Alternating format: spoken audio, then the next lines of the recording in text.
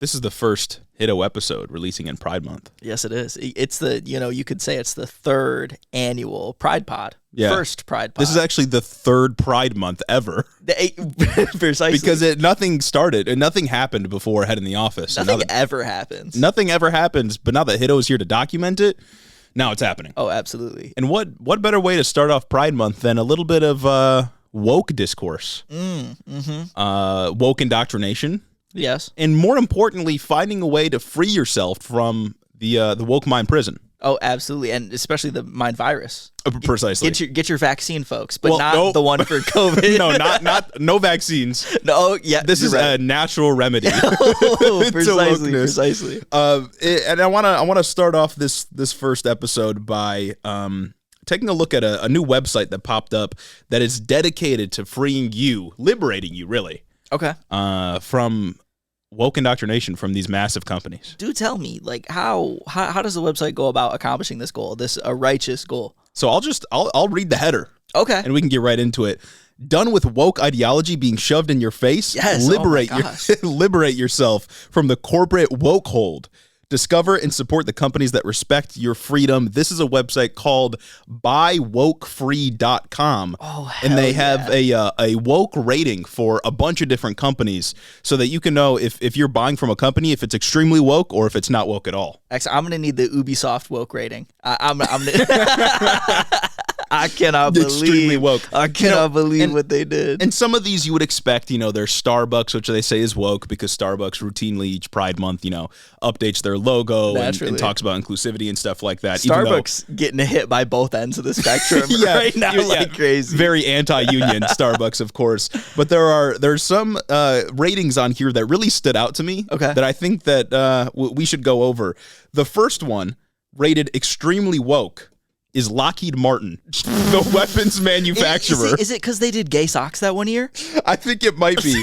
I'll read portion of the description. They really wrote a novel for this one. It says, Lockheed Martin is also trying to soar in diversity, marking the 16th anniversary of its Pride Business Resource Group and loudly championing LGBTQ plus inclusion. However, with the company ejecting its support for the Boy Scouts over the LGBTQ plus leadership policies and pushing contentious diversity training, it begs the question, is Lockheed Martin's new aim for diversity setting them up for a crash landing in product quality? This is just absurd. Oh my God. All the plane references, the aerospace references in there, ejecting, crash landing, it's so annoying. Like you could get me with an extremely woke rating if you mention the gay socks. But they don't mention the gay socks. They just mention, I don't know, regular woke things. Regular woke, like diversity. It's like, Lockheed Martin is super woke because it has like DEI programs in its corporate offices, but it's extremely woke, even though it's creating weapons that are like eviscerating Palestinian kids right now. Exactly. Like I don't understand it. What is extremely woke? That's got to be the upper limit of the woke scale, right? Yeah, extremely. It goes not woke, regular, just woke, and then extremely woke. So there's three. There's three categories. Yeah. Wow, we are making a mockery of this system. And then the last one I wanted to take a look at is the last bastion of conservatism, Home Depot. Okay. Home Depot is labeled as woke, and the description is this. Home Depot veers from conservative roots, hosting white privilege training, adopting pride logos, and embracing BLM aprons, signaling a deep dive into woke culture.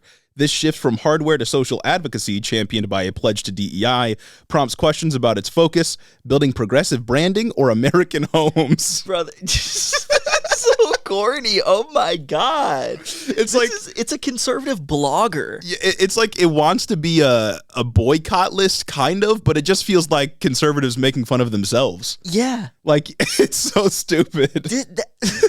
And it's also BLM aprons. Are you talking about like pins that some people can put on their aprons? I've never seen anything other than the fucking orange. Yeah, I've never seen like a rainbow Home Depot apron when I walked in there. It's never happened. Interesting. But they're just regular woke. Yeah. It's also very funny that, at least on my browser, this buywokefree.com website, its little like image, at the top of the tab is it's a black power fist, but it's red. So I don't know if they're going for like red, like Republican power, I don't know exactly what that's supposed to denote, but I think it's very funny. I feel like somebody made this as like satire. I'm gonna go out on a limb and say they don't understand the symbol. I'm gonna go out on a limb and say they thought that it was just maybe they thought it was an original idea, and they don't know that they're misusing it. Yeah, and of course, there are woke free brands that they list. Oh, and scrolling through these, I've never heard of any of these before. Really? I don't even know what they are. If you click on them, they're like labeled all as not woke. There's not even a description for them. There's just like very basic stuff. Description. It's very basic stuff. Like I don't know what they're going for here. I've never heard of any of these companies. What are they even like selling? There's like apparel companies. There's an HVAC company. HVAC. There's like home services and a bunch of different stuff. I don't know who made this, but they were fucking cooking. Do you think we could apply? Do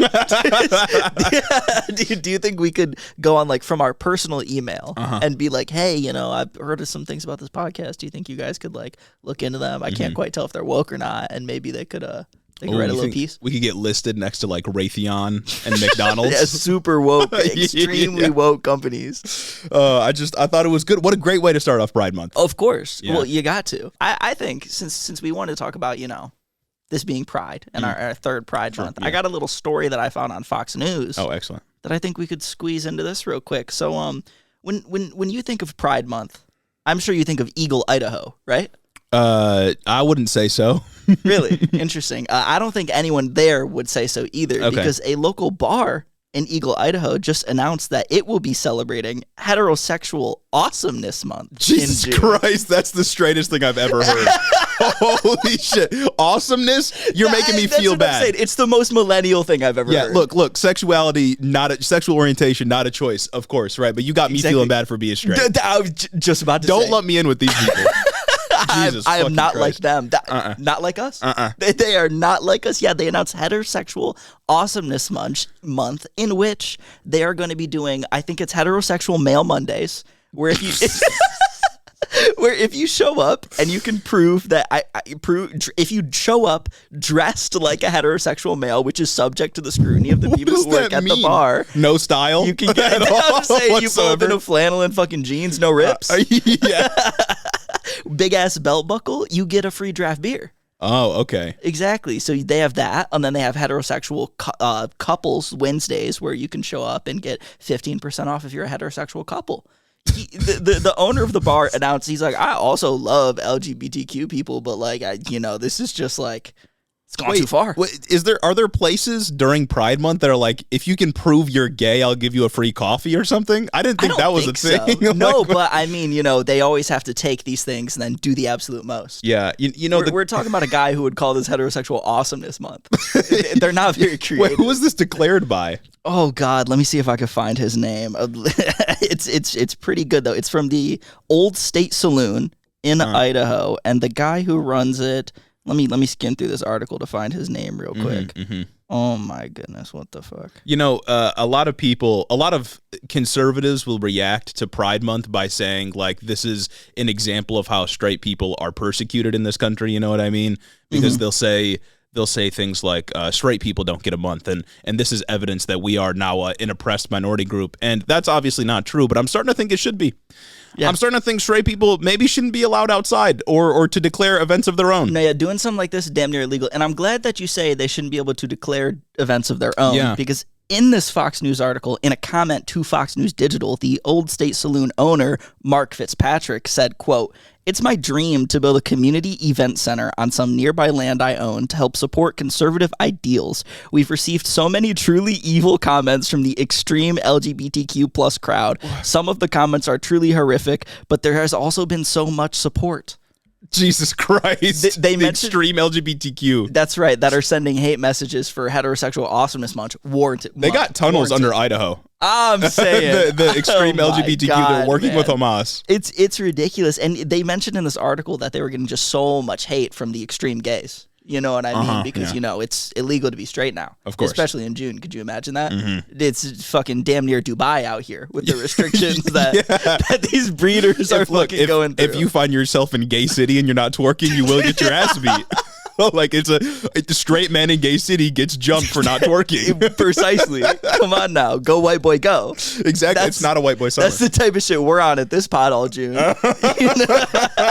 You know what I mean? But in Eagle, Idaho, they're very much against that, and that's wrong. And they mentioned this article that they had to remove at least 25 comments from their Instagram post. Free speech, though. You know, I can't imagine 25 hate comments coming at me when I do something expressly annoyingly political. Yeah, like you don't have to do this. No. I'm sure wherever this dude lives in Idaho, was it called like the Old Saloon or fucking whatever? Eagle, Idaho, and the bar is called the Old State Saloon. So, I mean, we're already signaling a lot of different virtues here. Oh, yeah, we're already maliciously straight. Yeah. You don't need to go further. You live in Eagle, Idaho. Come on. Yeah. I mean, Eagle, maybe it's a big city. You know, it's possible. But I don't know. I feel like it's a little bit of an overreaction. I think so, too. I don't think this is as much of a problem in this specific area as he thinks it is. and it also makes me think of just pride in general, because another thing I've seen going around the internet these last couple days since Pride is starting and kicking off is people posting pictures of the American flag and saying, "This is my pride flag." Oh, that's a classic. Corniest shit I've ever seen. That's a classic. It's not even July yet, man. You have a whole day for that. I'm saying everyone gets a day off for that. I don't get a day off for Pride Month. Nobody does. You know what I'm saying? A whole day to celebrate America. Yeah, no, we've had the people posting the pride flag and then conservatives saying this is my pride flag and it's just the American flag. We've had that going on for a few years now, and it's always just been like, you could just not say anything. And I'm saying it's always the most annoying motherfuckers. Like it, and it's funny. It's the people who claim that all this pride stuff is being shoved down your throat that really want to shove it down your throat that they do not fuck with gay people. Yeah. And I just don't understand why you can't keep your mouth shut. Yeah, and it's like, imagine like it's like Women's History Month in March, I think. International Women's History Month, something like that. And then someone's like, well, why does nobody care about men's mental health? And then someone's like, oh, well, we've got a time for that too. And then when the time comes around, they don't fucking care. Well, when the time comes around in June, which is also Men's Mental Health Month, they say, well, what about Heterosexual Awesomeness Month? Because you gays have had it too good for too long. Should be illegal to be that straight. I'm saying, Jesus Christ. That is diabolical. That is diabolical work right now. But where I'm kind of getting at with it is like it's so particularly annoying because I don't know, unless you live in some big city that is hosting a huge pride event or a city that is particularly LGBTQ friendly, like fucking Ferndale or some shit like that, you're not going around and seeing rainbows fucking everywhere. You're not going around and seeing anything really explicitly gay. You're not getting beat up for not twerking.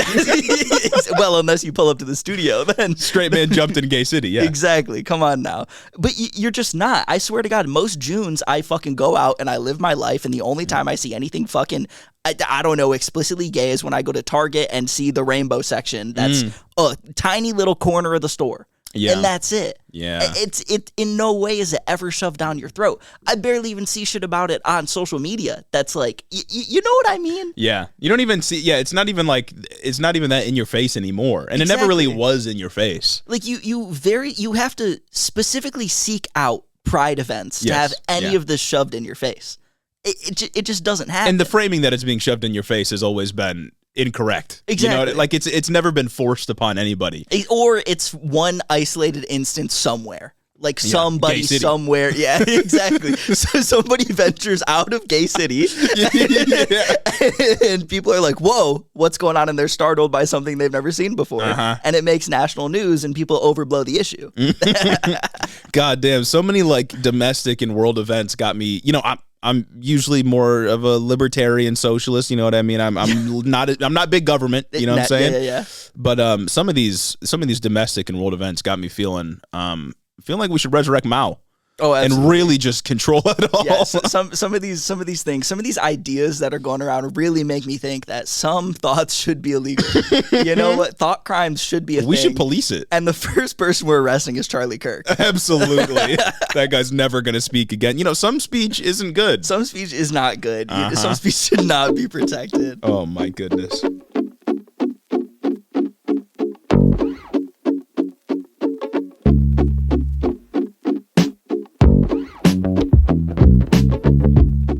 Welcome back to Head in the Office, everybody. We've got quite a big show for you today. We got to talk about geopolitics.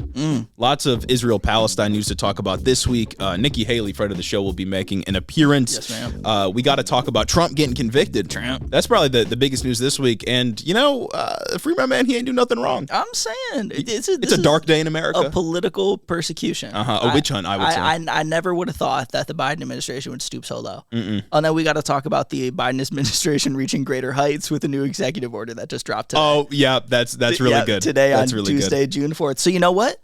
Although for our dear patrons, Hamas invaded me and erected terror tunnels on my tonsils and made it so we had to come to the pod late. Yep. And I couldn't function on Sunday or even Monday. I'm here now, and the news cycle did not get to us. Yeah, I'm glad to know the woke mind virus didn't get you to stop condemning Hamas. Exactly. It didn't give me, if anything, it reinforced my stark It emboldened your convictions. Precisely. Precisely. I'm even more convicted to condemn Hamas. And also, maybe, you know, nothing is wholly bad. That's true. We didn't miss the news cycle this week, folks. We didn't, and look, we're happy about it. Absolutely. Everything works out in the end. There's a grand plan to it all. Everything happens for a reason. And, you know, I feel like I shouldn't have to give you any more reasons to head over to patreon.com/headintheofficepod. Look, you can get early access to everything we do. We're working our way, slowly but surely, towards our next goal, and you'll want to be a patron when it happens so you can get whatever exclusive thing we're going to give out. A little exciting, maybe. Redacted. What could it be? What could it be? You'll Fill find out. Blank. Go become a patron, help us get to our goal, and you'll find out. Also, special announcement coming next week. So be sure to look out for that. We're going to be updating you all on what our plans are for the upcoming presidential debate at the end of this month. And about 3 weeks away. You already know we'll be live. So, oh my God, whoa! I wonder what else it could be. What could they be doing? Oh my gosh, they must be planning and scheming. So stay tuned for that. Also, you could help out the show by subscribing on YouTube, following on TikTok if you're not already. Follow us on Instagram in case TikTok gets banned. Yeah, that's important. Join the Discord. Lots of fun stuff going on there. And also, you can leave a 5-star review on Apple. If you do, we'll read it on the show. Just like this. Just one today. Wonderful review from Wisco Daddy. 5 Excellent. stars. Does Hiddo condemn Hamas? Is the sky blue? Come on. I don't know. You tell me. Lock in. What do you mean? As a proud Hamas condemning Hiddo head, I would like to provide receipts for Jeremy and Gage's claim from a few weeks back, stating they've been pro-Palestine since one of their first episodes. Live fact check. In fact, they've been pro-Palestine since the first episode at timestamp 4140. And I quote, "We are a pro-Palestine podcast." Now, I don't know which one of us said it, but one of us did. And it was true from the very first episode, 4140. Go check yourself. Hamas better condemn these boys soon, or I swear to God. I'm saying. And I would wager that they have definitely condemned me. Yeah, I'm trying to get on the boycott list. the Hamas boycott list. Yeah, you know Hamas is doing BDS. Exactly. Oh my God, we need to divest away from these American companies that support Head in the Office. Well, thanks for the review. Thanks for the fact check. Exactly. Since the first episode, that's crazy. That is crazy. You know, what other podcast is about it like us? Because I was just lying back then. I didn't even know what Palestine was. I was just, every position I said back then, I was just lying about too. Wholly uneducated. Yeah, I just kind of, it happened to work out. And so here we are. You know, ever since then, I said things, and then I've only searched for information that would confirm the things that I said back then. Exactly. And that's how we got here. Well, that's how every good intellectual does it. Talk about a butterfly effect. Let's go. Let's go. Getting into the news here, we're starting off with some geopolitics. Talking about Rafah. A lot happened last week in regards to Israel and Palestine. So I figure we can start off talking about Rafah, and then we will get to the proposed and perhaps at this point shut down ceasefire plan that Biden unveiled. And we got a little bit of beyond parody in here as well. So last week, the invasion into Rafah by the IDF was in full swing with completely devastating results, as we've been saying for months. Frankly, who would have guessed? I'm baffled by this revelation that it went wrong. Well, Biden guessed. He said it would be bad. Antony Blinken guessed that they knew it would be bad. Red line, I guess, has been crossed. I was going to say, if I'm remembering, I feel like there was a line that Biden maybe drew in the sand. Yeah. that was crossed a couple months ago, like about a month ago, that he was like, well. Yeah, but, what's a line anyway? Exactly. Red line, yellow line, green line, go. Yeah, precisely. That's exactly what I'm thinking. The USAID office said that humanitarian aid was struggling more than ever to get in. Quote from the UN here, quote, the amount of aid entering Gaza since the Rafah offensive began has shrank nearly 70%. That's according to the Washington Post. Which that's a crazy number. Yeah, huge. To consider that aid had already shrunk drastically since when the war started. Well, Gaza already didn't have enough aid before. Yeah, you know what I mean? Just generally. Yeah. Before October 7th, Gaza barely had enough aid to function. Yeah, exactly. Already lacking in critical resources. Basic resources, yeah. And then after October 7th, water was shut off for a period of time. Then we made them turn it back on. And then aid trucks were hardly allowed to get in. Barely any aid is getting in. And now 70% of that barely anything is getting in. That's a wicked reduction. Yeah, no, it's really bad. Also, I had this later on in the show notes, but talking about humanitarian aid, might as well mention it here. The pier that Biden had set up, that shit drifted into the Mediterranean. Nice, awesome, just fell apart. I think Biden said he's gonna try to have whoever go in and fix it, but just sick as hell that our flimsy infrastructure, our flimsy attempt at helping the Gazan people has failed already. Nice. Yeah. That was his State of the Union promise too. That it's poetic almost. Just what a good time. Additionally, last week, Israel dropped an airstrike onto Rafah, which resulted in a few senior Hamas deaths, according to the IDF. But at the same time, at least 45 Palestinian deaths, according to BBC, at least some of which were children. This strike came after a missile was launched by Hamas at Tel Aviv a few hours before that. And of course, it didn't harm anybody because the Iron Dome exists. So it was just a missile launched. Nobody was hurt, at least nobody was hurt inside of Israel. The IDF then launched a strike in retaliation towards what is basically a tent city now. They claim to have had legitimate Hamas targets because they always say this, but Rafah is so densely packed that of course you're going to hit other people in doing a missile strike or any kind of aerial bombardment. This strike, after it occurred, hit some kind of flammable substance, which caused this massive fire throughout the refugee camp, causing those 45 some deaths. Israel's already apologized. They said it was a tragedy. I think Netanyahu got into a press conference and said that, but accident or not, they killed the people. That's what I'm saying. What I mean? It was them. I feel like the idea that if we launch a missile at one of the most densely populated tent cities in the fucking world right now. Yeah, refugee camp at this point. It's specifically like in a tent city, if we launch a missile on it that blows up and lights things on fire. Yeah. In a tent city, things are going to light on fire and things may be spread. Yeah. Because it's a tent city. And it's like hot right now. It's summertime. Precisely. Yeah. Almost peak summertime. Exactly. Dare I it's dry say. out there. Lots of flammable materials going on. Yeah. I wonder, again, who could have predicted this? Yeah. Yeah. Interesting. Was this when John Kirby went on the press conference afterwards? Yeah, and he said this doesn't constitute a major invasion into Rafah, also considering the few tanks that had rolled in at that point. He said it's not a major invasion. Nice. So yeah. Was that not the press conference where he said, we're going to give Israel time to investigate this? Yeah. I nice, think so. Man. We love that. We're going to let Israel investigate. They've proven that they can investigate and hold people accountable before. Show me receipts on that one. Yeah, I don't know. I'm not sure what happened to the World Central Kitchen guys, but I don't know at this point that they can really hold themselves accountable. I don't think they've done it once. Even Piers Morgan was trying to hold them accountable a couple weeks ago. As we've said several times, when you lose Piers Morgan, exactly. You, as a conservative, when you lose Piers Morgan, I think you're doing something wrong. You're out of step. Exactly. If Piers Morgan is flanking you, fucking from the left.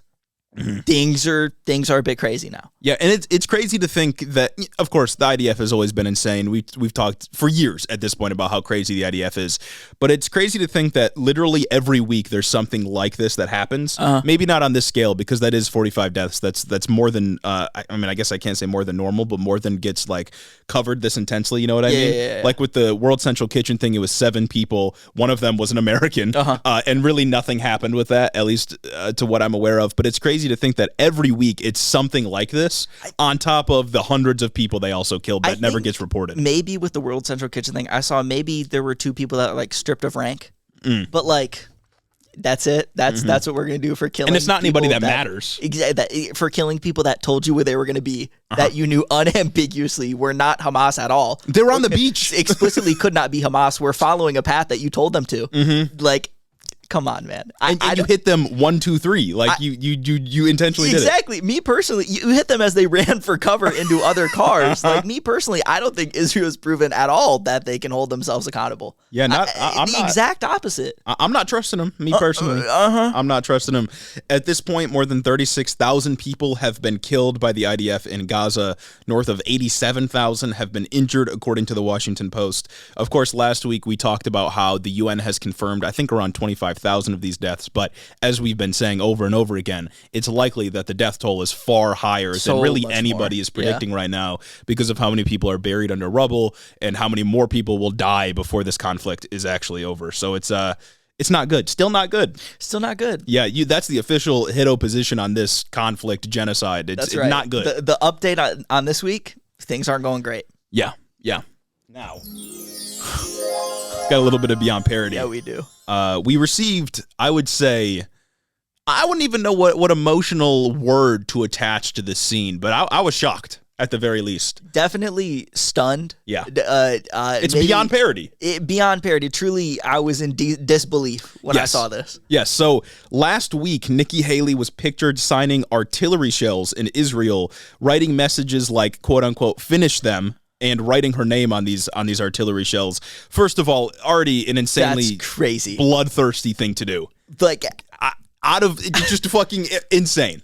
That's like, I already knew she was crazy. Nikki Nuke Iran Haley, of course, but this is a level so far below anything that should be acceptable. Yeah.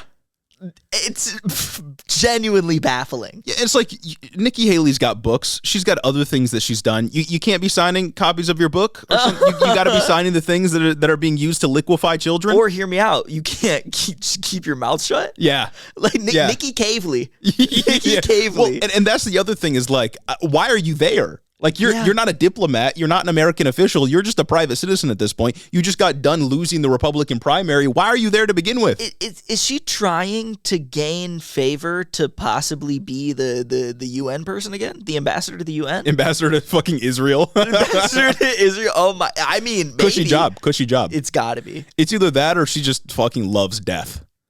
She might just love death. That's good. Isn't there the picture of her on the wall? Yes. Isn't she just like Protestant? Like, what are you doing? She's the corniest person I've ever seen. Yeah, it's and bad. Also corny, but parentheses evil. Corny, evil, and caved to Donald Trump. Caved to Donald Trump. Like, she's writing out fucking the Mortal Kombat line on the fucking bombs that are gonna blow up the tent city. Mm-hmm. There is nothing optically good about any of this that's going on. I don't know what we have to do to delude ourselves into thinking it is. Who saw that picture of Nikki Haley and was like, yeah, fuck yeah. Exactly. That's like, her. Oh my God, I wish I could go vote for her now. She caved. Yeah, and the United States public has gone pretty isolationist in the last several years. Yeah. You know, they don't like that we're involved in Ukraine. They don't like that we're involved with what Israel is doing. And, you know, there's, of course, nuances we could talk about to this. But, yeah, optically, it doesn't look good that Nikki Haley's doing this. I don't think anyone looks at this and is like, oh, what a great, strong politician. She also isn't a politician because she's not in office anywhere. She's just a citizen.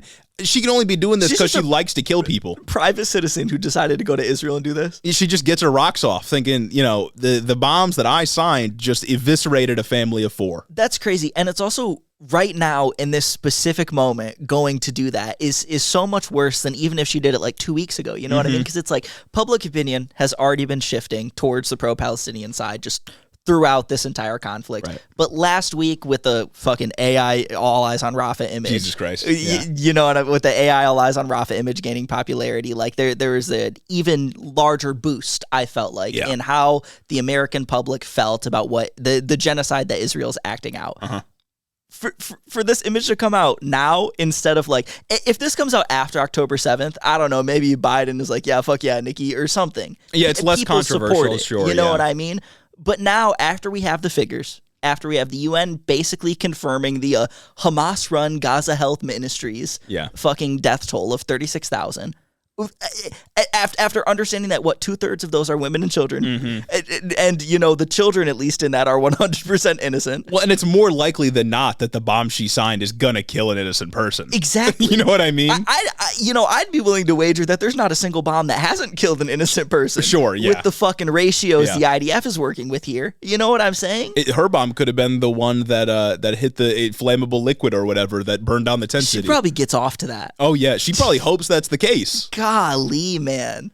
Man, she really represents like the thriving, I don't even know if I could say it's thriving, the still existing sort of neocon flavor of Republican, you know what I mean? Yeah. She is very much like, let's go to war right now with Iran and everybody else in the Middle East that stands against us. It's crazy that those people are just like still around. You know what I mean? And it's crazy that's like to think about, because like obviously it's been documented strongly in the camp that I thought that a Haley voter would go for Biden over Trump. And I still do. But it's crazy to think about that, like, the people that support that are the people that are going for Biden. I know both candidates are awful coming up in this election, but like, man, what uncomfy thoughts all around. Interesting coalitions. Coalitions are being formed here. In some more serious news, last Friday, Biden unveiled an immediate ceasefire plan that would be carried out in 3 different stages. This was pretty big news because Biden came out at a press conference, I think it was like 20 minutes long or something like that, and it was just like, I'm calling for an immediate ceasefire, and there's this new plan that's been revealed. I think he credited Israel. This totally new plan. Yeah, well, he credited Israel with concocting this plan, I believe, but for reasons we'll get into, not sure how truthful that is. No. But this plan would be carried out in 3 stages. The first stage would be a 6-week ceasefire where hostages are exchanged between Gaza and Israel. Palestinians would be released from Israeli prisons, while Israeli hostages are released back to Israel. Of course, the ratio would be, I don't know, something like 3-1, like we've seen before, something like that. At the same time, Biden said there would be a surge of humanitarian aid. That's a quote from him. And also in stage 1, Biden said Gazan civilians would return to their homes. Don't really know what he means by that, because there aren't homes to return to. That's a bit of a crazy statement right there. Yeah. That tells me we're not serious really with this, because we all know. Yeah. We all know there are absolutely no homes to return to. They all live in tents. Yes. Between stages 1 and 2, negotiations would continue to take place because they've been so good so far. Those negotiations Communications have not broken down. There's not one party that has refused everything. Yeah. Between stages 1 and 2, negotiations would continue to take place as to what exactly the rest of the ceasefire would look like. Biden said if after 6 weeks there weren't plans to move forward, that the ceasefire would remain. Who knows if that's true, but that was his claim. I did think it was interesting that he kind of opened up his speech by saying something, we're not just going to do a ceasefire that would be whatever and meaningless. We're going to do something for a long and enduring peace. Yeah. And I love that. I just love the framing that he comes at it with the idea that, everything else that's been proposed beforehand is actually meaningless and wouldn't do anything to solve this conflict. But now that, Israel is coming up with it, although that's a dubious claim. That's actually one that's going to ensure peace going forward in the future. Well, yeah, and it's like, who's going to come out against enduring peace anywhere? Yeah. You know what I mean? Like, that's just the most basic political position. I don't want people to die. Okay. Word. What does that mean, though, for you? You're Nikki Haley. Yeah. She wants more people to die. Stage 2 would include the IDF withdrawing from Gaza and the final hostages being returned. This stage also calls for a permanent end to hostilities. And then the third stage and final stage would be a major reconstruction effort of Gaza over the course of several years, I'm assuming. As I said before, this proposal kind of came out of nowhere, especially since a few days before this, Netanyahu was saying basically that he doesn't want to end the war at all, as he's been saying for a while. Plus, the maniacs in his government also, just like Nikki Haley, love killing people. Yes. Ben Gvir, I'm looking at you. Also, this plan is, I wouldn't say eerily similar, because it's not really eerie, but it's pretty similar to the plan that Hamas had agreed to a couple of weeks ago. It's borderline beat for beat. That was going to be carried out in 3 stages in a very similar way. So I gotta feel like Israel just doesn't want to accept any plan that Hamas agrees to at first. You know what I mean? Because if Hamas agrees to it, it must be bad. I personally think Israel did not propose this at all. And I think that Biden is just lying to try and pressure him into it, which is a move I fully support. Power move, yeah. That's political strategy that I fuck with. Where was this shit in like January, though? I'm saying I love lying on your opponents. He should have done it quicker. I don't know if it's going to work, but either way, it's going to make them look real bad when they decided to continue with their invasion, because there's no doubt in my mind that Netanyahu is not going to at least try and continue with the operations. But I don't know if it would make Biden look better, though, because let's say, Biden comes out and says this is the ceasefire proposal that Israel has been working on, and we're revealing it publicly, and he's doing this as a sort of power move. Doesn't Biden just look bad once Netanyahu ignores it and then Biden goes along with him again? You know what I mean? Yeah, it rests on if he's going to go along with him again. You know what? I think he will. Exactly. I think he will. Has historically. But goddamn, maybe there's a chance, Yeah. And I think I agree. It seems to me that Biden has framed this deal as concocted by the Israeli government so they can't back out of it as easily. Although I don't know Netanyahu's thoughts, because I don't think he's spoken publicly just yet on this. Ben-Gvir has spoken publicly. A literal terrorist within the Israeli government has spoken publicly, saying that I think he said he'll leave the government if Netanyahu agrees to this. And of course, Netanyahu needs the sort of far-right political element in Israel to maintain his coalition. If Ben-Gvir, and I think, I can't remember exactly how the Israeli government is working up, but the members of his governing coalition threatened to leave if this deal went in place. If they did not continue with their mission to eradicate Hamas, Ben-Gvir and the other members of the other parties would leave, and Netanyahu would then have to negotiate with center-right or maybe even left-wing parties within the Israeli government to actually have a functioning government going forward. And from what I hear, Netanyahu, if he loses power, is gonna fucking go to jail. Yeah. In Israel. He's, not because of the war crimes, but because he has other corruption charges basically pending until he's out of power. Yes. So he's got a self-interest to not let this happen, to not let this slip away. Other Israeli officials, as you said, have been slowly undermining this plan and decreasing its likelihood of actually happening. Hamas, though, this sort of the group that's been framed as unreasonable, as animals, as people that simply cannot be talked to, have already agreed to the deal and said they view it positively. Wow. So it's really sad to see that Biden has fallen to Hamas.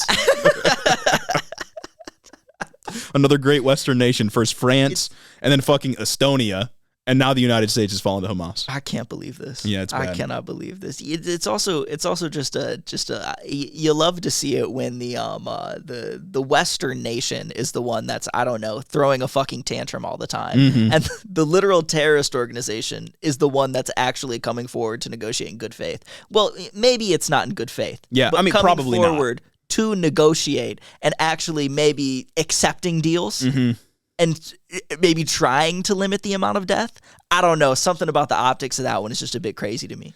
Yeah, and I think somebody had commented on something that we posted that Hamas has agreed to like 9 ceasefire plans so far, or something like that. Yeah. We know they've at least agreed on a couple because we've covered a few of them that we thought might have a potential of moving forward on the show. This one being the newest one.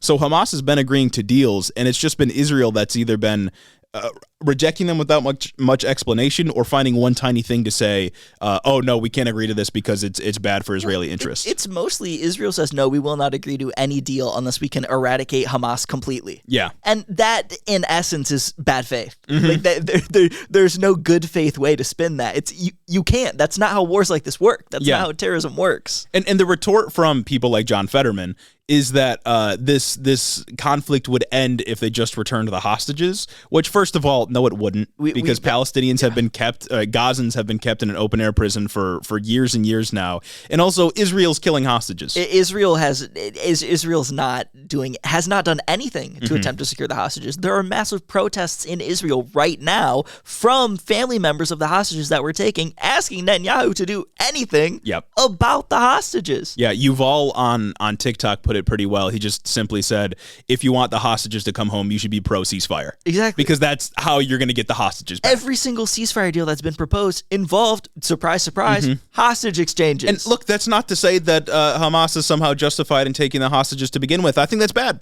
Very bad. I condemn that. I think hostage taking, bad. I'll come out and say it. But if you want the hostages back, then you should want a ceasefire, because the dumb bombs that Israel is dropping on the most densely populated place on the planet is going to be killing people that are also their own people that are in the most densely populated place on the planet.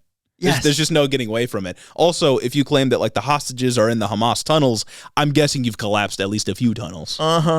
Maybe. Remember when they were hostages. flooding tunnels? Yeah. Hey man, I don't know. I wouldn't like that very much. It's not good. So there's a couple of options here as to why Biden is doing this. One, it could be, as we said before, a sort of attempted power play to get out in front of this and maybe force Netanyahu to agree to make it seem like he can't back out. That's a possibility. It could also be that domestic pressure from these campus protests and maybe him worrying about places like Wisconsin and Michigan sort of pushed him to do this ceasefire deal. I think that might be a bit of a stretch, but maybe. That is funny considering the John Kirby press conference where he said, "No, we do not make decisions based on public opinion." It's like, you're the government, though. That's what you're supposed to do. Are you not public servants?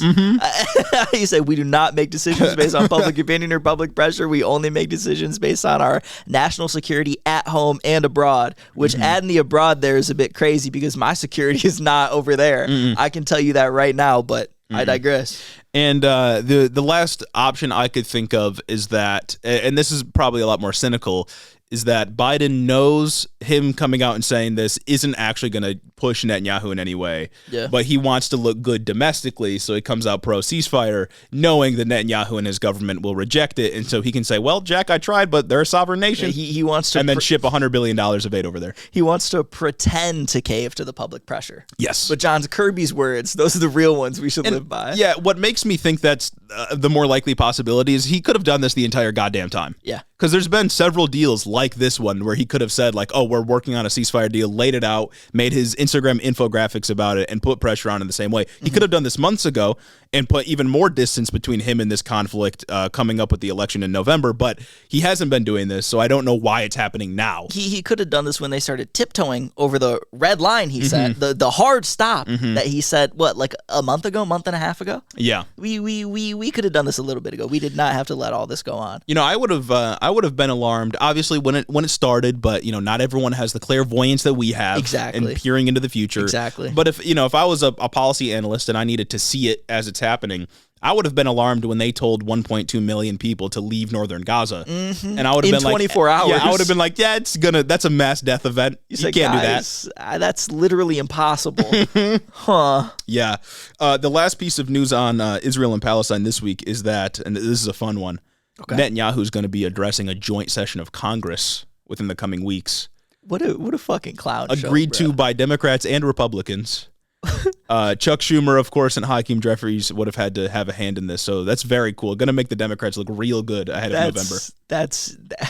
And it's not like he's not getting like subpoenaed. Like it's not Hunter Biden testifying to a congressional committee or anything like that. It's not Mark Zuckerberg. It's an address. Like, what are we doing? What the fuck? I don't know why. So he just gets to come up and just pull up and yap? Yeah. Just pull up and yap about his his genocide, his genocidal ideals. Yeah, a foreign leader is basically giving a State of the Union address, from what it seems like. Why? And some, like Bernie Sanders and I think AOC, probably Rashida Tlaib, are going to protest it by not showing up. I think Bernie Sanders already tweeted that he was. I don't know if he used as strong language as this, but I think he said, I will not be there for a war criminal to show up for a joint session of Congress. Something along those lines. So we've already got the more progressive types boycotting this or protesting it by not showing up. And I think that's good. Yeah. Democrats should be doing that. But I'm going to assume most of them will be there, which is just insane. I can't wait for John Fetterman to show up in an Israeli flag. I can't wait for him to drape it around himself. I would have been totally cool with them like subpoenaing Netanyahu and forcing him to show up in front of like the Intelligence Committee or something like that for questioning. Yeah. That would have been fine. For questioning. Yeah. It's totally cool. That would have been sick as hell. Netanyahu pull it for questioning, I'm game for it. That's prime. A1 content. Well, that would be anti-Semitic, though. Yeah, that's true. You know, we can't persecute somebody like that. No, that's a political persecution. Can't persecute a Holocaust denier. Uh-huh.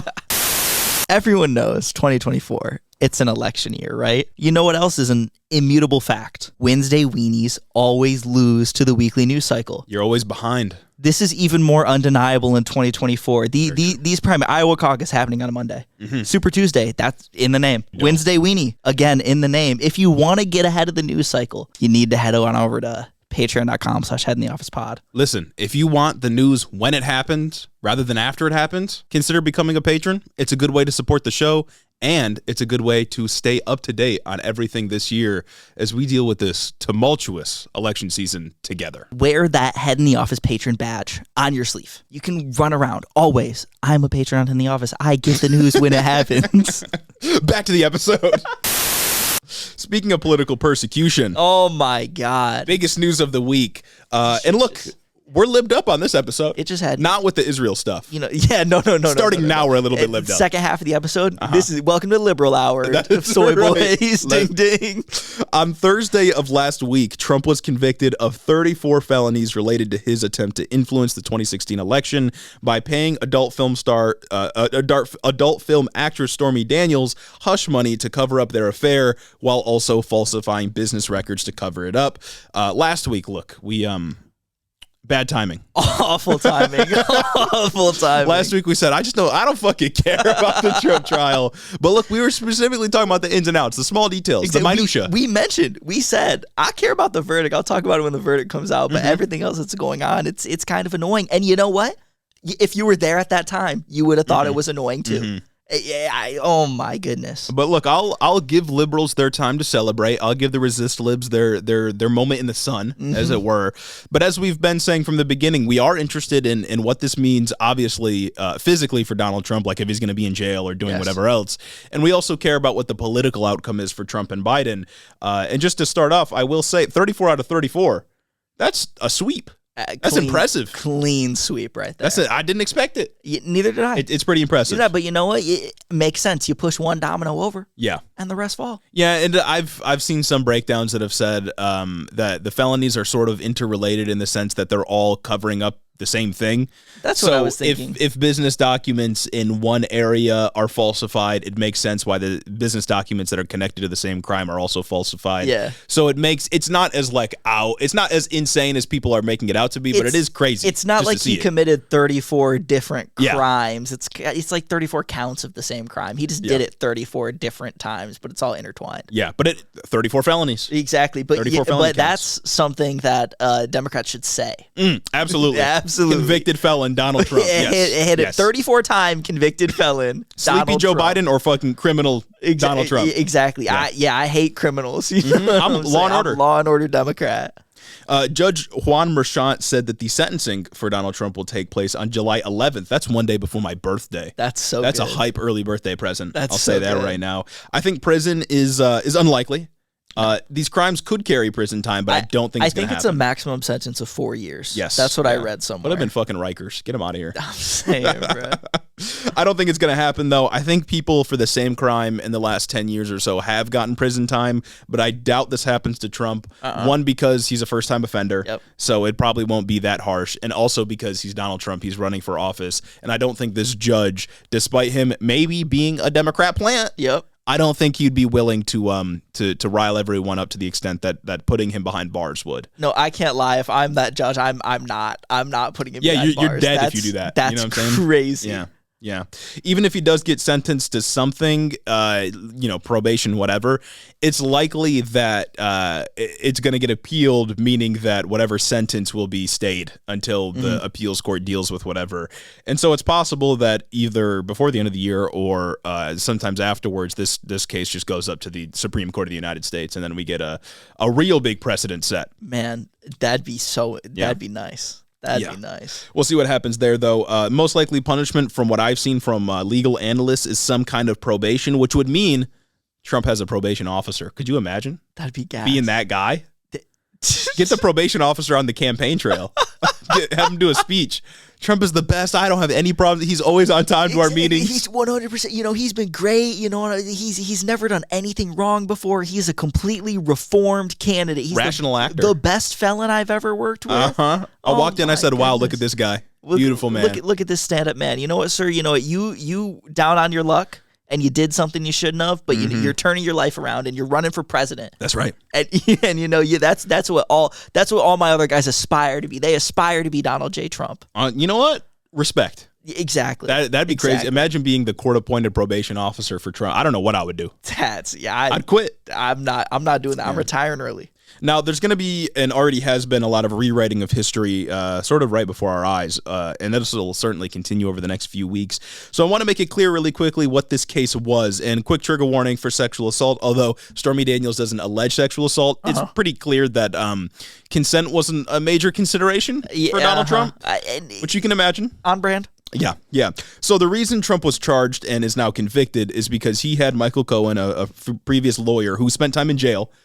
He had Michael Cohen pay Stormy Daniels $130,000 at the end of the 2016 campaign to keep her silent, while marking that transaction down as a legal expense. That's a crime. Can't do that. Which, absolutely insane that he thought he could get away with that in the first place. I'm sure he has before. And especially for $130, for a guy who claims he's as rich as Trump claims he is. Yeah. He couldn't just give her that? Mm-hmm. He had to mark it down as a legal expense, as a business expense or something? Well, yeah, I think he marks it down as a legal expense because he's trying to hide that he did it. You know what I mean? Yeah. If he marked it down as like hush payment to Stormy Daniels, then it's pretty obvious and everybody knows.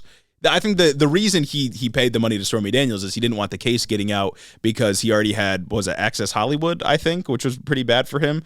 All the leaked tapes of him saying crazy shit. Yeah. And then this on top of it, he probably thought, like, I'll lose the election if this comes out. So, let's pay her some money to keep quiet.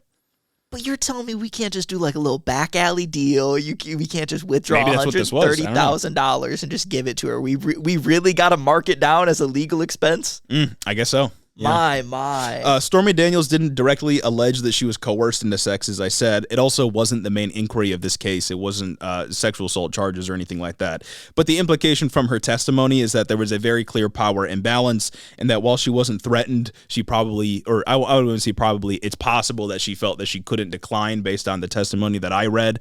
I know we said no minor details, but my favorite, not favorite in a good way, favorite in a bad way, strangest aspect of this trial is after Stormy Daniels described her sexual encounter with Trump, Trump's defense lawyer said, quote, "You made all of this up, right?" Nice. Which is awesome. Nice. Just very cool. In the cross-examination? I think so, yeah. In the trial. He just said, so you're lying. Like, come on. Be honest with me. Like, Your Honor. Your Honor, can you believe it? Yapping. Yeah, like, come on. And I think Trump's lawyer, after her description, basically said, like, well, what you're describing is just tantamount to rape. Well, it's like, all right. What does that say about your client, then? You said, whoa, that's a different crime that my client may or may not have committed. Don't bring that up. Opening yourself up to more work that you have to do. Now, this case has been labeled, of course, by the right wing as political persecution. And I'm going to make the argument that it isn't because, first of all, the New York district attorney that was presiding over this case, Alvin Bragg, decided to go after this on his own volition. Biden can't force him to do it. Also, Alvin Bragg was elected as a DA, saying that he wasn't going to pursue a different Trump case, one that he threw out once he got into office. I don't remember exactly what that one was, but he thought there wasn't enough evidence for it. Yeah. And then brought up these charges later on when he did think there was enough evidence. And the most important point here, even if you think Alvin Bragg is a sort of political plant just to go after Donald Trump, is that it wasn't Alvin Bragg that made this decision. It wasn't a Democrat judge that made this decision.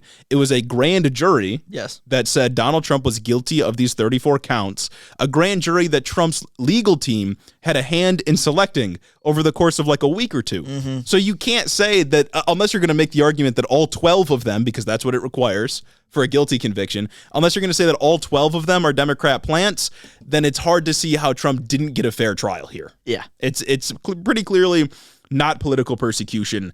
And I don't see the argument. And I think when Biden talks about this, or whoever, he should be talking about this, but generally anybody, they should bring up the point that he was convicted not by an individual judge, but by a group of jurors from New York. A jury of his peers. Yes. If you will. Yes. If you will. Exactly.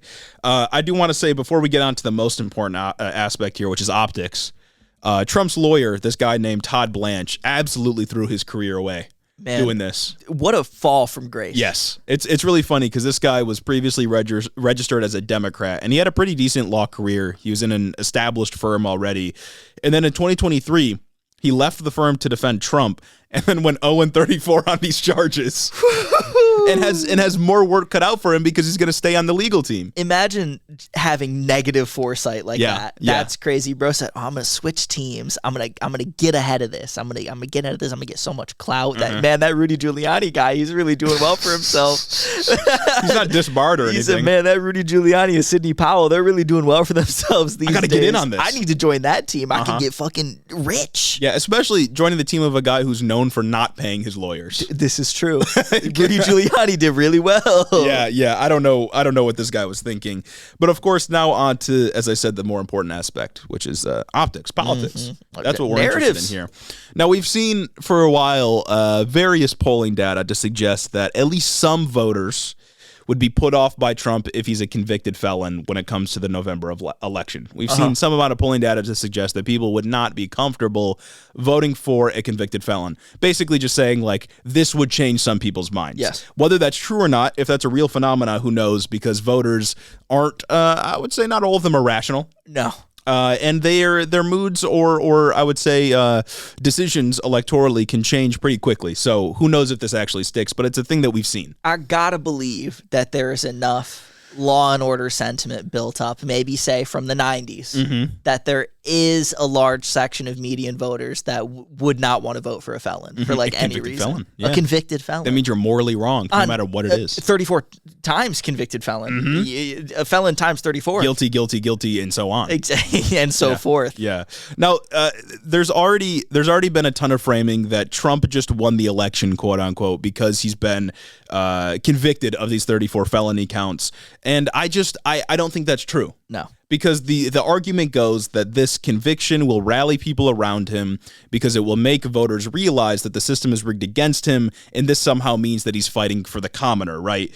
But I think that the people motivated to vote for Trump based on his political persecution narrative, this idea that the deep state is pursuing him, they were already going to vote for him anyway. Yeah. Anybody that would be convinced by this conviction or galvanized by this conviction is already pretty firmly in the Trump camp, and I just don't think there's evidence to suggest that this is going to help Trump in any way electorally. It'll certainly help him donations-wise. It already has. Yeah, he's had a huge influx of donations. He raised about $54 million in 24 hours after this. And that's nutty, but beyond that, I just don't see electorally how this helps him in any way, especially now that Biden and other Democrats can label him as a convicted felon, and they can just say that because it's true. He's a convicted felon. And it's like now they can fundraise off of that. They're never going to have a single 24-hour fundraising boost just by calling him a felon that Trump is going to get for the felony conviction from his diehard base, but they're going to have some sustained donations coming in because of that. Yeah. You know what I mean? And even with the like crazy fundraising Trump did in May, I think it was like $141 million. I think that was just enough to maybe close the gap between him and Biden, because Biden was dramatically outpacing him up until May. Official numbers will come out later this month and we'll talk about them, but either way, I think their cash on hand should be probably about similar. Who knows how much of that is going away to Trump's legal bills and Trump's personal whatever the fuck is going on. And that's the other thing is like a lot of this money's just going to go to him paying the other legal fees that he has to deal with, the other court cases he has to deal with. So it's like, I don't know. Like it's significant, but it isn't. You know what I mean? And also, like you said, anybody who is going to be galvanized to vote for Trump because of this was already galvanized to vote for Trump. This is all of this political persecution stuff. This isn't new. This is all an extension of the Trump's going to drain the swamp rhetoric that was going on in 2016. It is the same fucking people. I don't think anyone is really being swayed by this. I don't think any significant portion of people, an amount of the electorate that could actually change the outcome of the election is being swayed by the idea that Trump is a convicted felon because he's politically persecuted. I just can't see that happening. And that's not to say, ultimately, I think the convicted felon label will help the Democrats to some extent, but I don't think that guarantees that Trump is now going to lose or even makes it significantly more likely that he's going to lose. The election's obviously going to be won or lost on the margins, but I do think that it is a useful tool, a useful attack that Biden can use because the title convicted felon just looks bad. Yeah. And it does roll off the tongue for people trying to attack Trump. Absolutely. Or if you're considering voting for Trump, I would have to imagine, for the moderates at least, for the people not as in tune with politics as we are and the listeners of the show are, I think the idea that he's a convicted felon will make a lot of people uncomfortable when they consider voting for him. A lot of people, especially that aren't firmly in the Trump or Biden camp already. Yeah. So I think it does make a difference. And I guess we'll have to see how that difference bears out. Again, as I said, voters can change their political positions as the sun sets. You know what I mean? Like they aren't people that you can't expect consistency out of the American electorate. No. So maybe in polling, because this news is so new, they'll say, I'm not going to vote for a convicted felon, or maybe the opposite. Maybe they'll say like, oh, well, this is evidence that Trump's fighting for us. And then a month later, the phenomenon is flipped. We just don't know. But I think ultimately, on the whole, will be hurtful for Donald Trump. And who knows? Maybe in some weird world down the line, people will be like, you know what? Maybe felons aren't that bad. you know what? Maybe Trump's felony will actually galvanize Republicans to think that, you know what? Maybe we should properly reintegrate felons into society. Yeah, this will be the thing that spurs on bipartisan criminal justice reform. Exactly. Yeah, that's awesome. A possibility. Maybe now conservatives will be like, Donald Trump can't vote. What do you mean? Yeah. Now we need felons to vote nationally. Once Trump loses the election and ends up like in a federal prison, we'll have like Marjorie Taylor Greene and Lauren Boebert tour whatever prison he's in. They're like, these are dire conditions. How can we ever hold any just American? Like they did with the January 6th prisoners. Yeah, they stumbled onto the prison industrial complex by accident. and then things can really change. Exactly. Yeah. Imagine that Republicans think, you know what, Trump is a felon. Maybe we could get felons to vote for Trump now because of this. And they institute legislation at the national level. Yeah. That now felons can vote everywhere. Crazy, bro. What a world we live in. It would have been really funny if Trump wasn't able to vote, though. That would be funny. He will be able to vote despite being a convicted felon in New York. New York? Or he's Florida?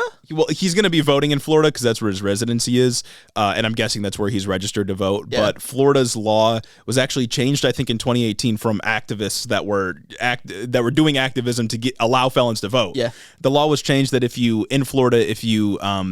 get your paperwork done, you've already served your sentence and stuff, then you can still vote. Yeah. And also, if you're convicted of a felony in a different state, Florida will defer to the laws of that state in terms of voting, and in New York, felons can vote. Because woke. Extremely woke. It's just funny that, like, the work of left-wing activists is now allowing Donald Trump to vote in this election. Nice. That's good. It's good. Yeah. Look, you reap what you sow, I guess, or maybe insert some other metaphor. I don't know if that one works or not. Now you'll hear a sort of argument pushed by the intellectual types, the people that fancy themselves intellectuals, like Ben Shapiro.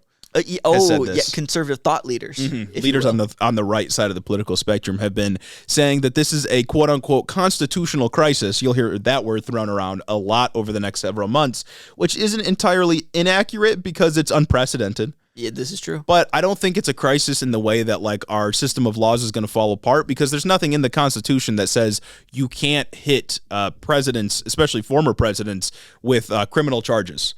It's just not a thing. The executive is not protected. I should say the former presidents are not protected after they leave office from criminal prosecution. Especially for crimes that they committed as private citizens. Yes, well, exactly, right. Yeah. Now, there has been legal arguments advancing that are now at the Supreme Court if a president can be charged with crimes for things he did as president, and if a president can be charged with crimes as he is president.